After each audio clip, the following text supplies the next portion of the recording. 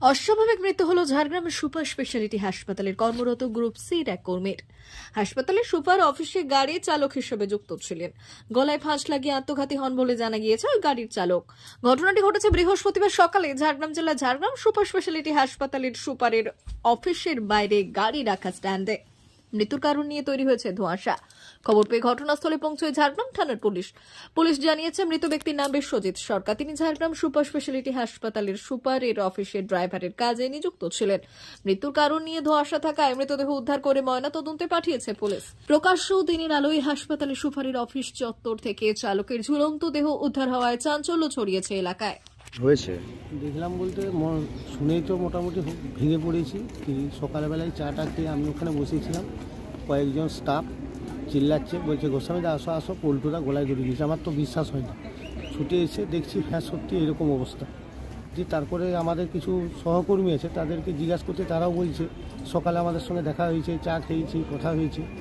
আমরা সবাই নিজেরা হতভম্ব হয়ে পড়েছি যে মানুষটা হঠাৎ এরকম নিল কীভাবে, কী কারণে, কেউ কিছুই বুঝতে পারেনি। উনি কি কোনো ডিপ্রেশনে ছিলেন কোনো জানেন? না, সেরকম তো কোনো ডিপ্রেশনে, ও তো সবসময় আনন্দপুর দিয়ে থাকতো। এমনকি সকাল হলেই তো মর্নিং ওয়াক গাড়ি নিয়ে চতুর্দিক যেত। আমাকে আজ সকালেও গুড মর্নিং পাঠিয়েছে, প্রতিদিন গুড মর্নিং পাঠায়, সকালেও পাঠিয়েছে। কতক্ষণ আগে হয়েছে তাও ঘটনাটা? আমি মোটামুটি আধ ঘন্টা 45 মিনিট আগে আমি জেনেছি জিনিসটা। এসে দেখলাম, তারপরে সবাই এসে জড়ো হল চত্বরে, সবাই হসপিটাল চত্বরে। উনি কি কাজ করতেন? উনি আমাদের এখানে গ্রুপ স্টাফ ছিলেন, ড্রাইভারই কাজ করতেন। কার গাড়ি চালাতেন? গাড়ি হসপিটালেই গাড়ি চালাতেন। মানে এই সুপার? সেটা আমি বলতে পারছি না। কি নাম আপনার? আমার নাম শুভেন্দু গোস্বামী।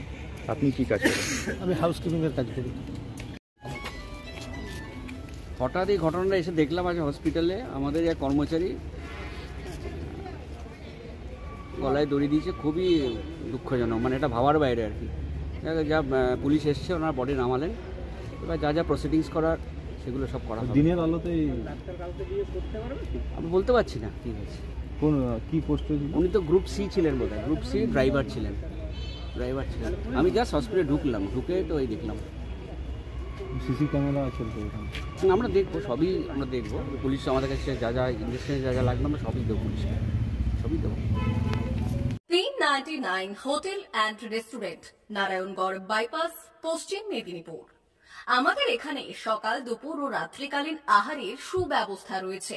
সকালের টিফিনে পাবেন স্ন্যাক্স, পরোটা, আলুর paratha, bread omelette, bread toast, dosa, idli, sambar vada সহ অন্যান্য আইটেম।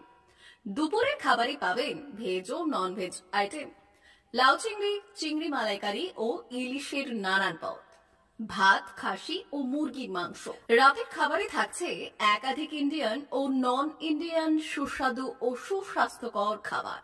সুলভ মূল্যে ও পরিচ্ছন্ন খাবারের একটাই ঠিকানা, P99 hotel and restaurant, Narayangarh bypass, Narayangarh, পশ্চিম মেদিনীপুর। বিশেষ দ্রষ্টব্য, আমাদের এখানে সকল অনুষ্ঠানে খাবারের অর্ডার নেওয়া হয়।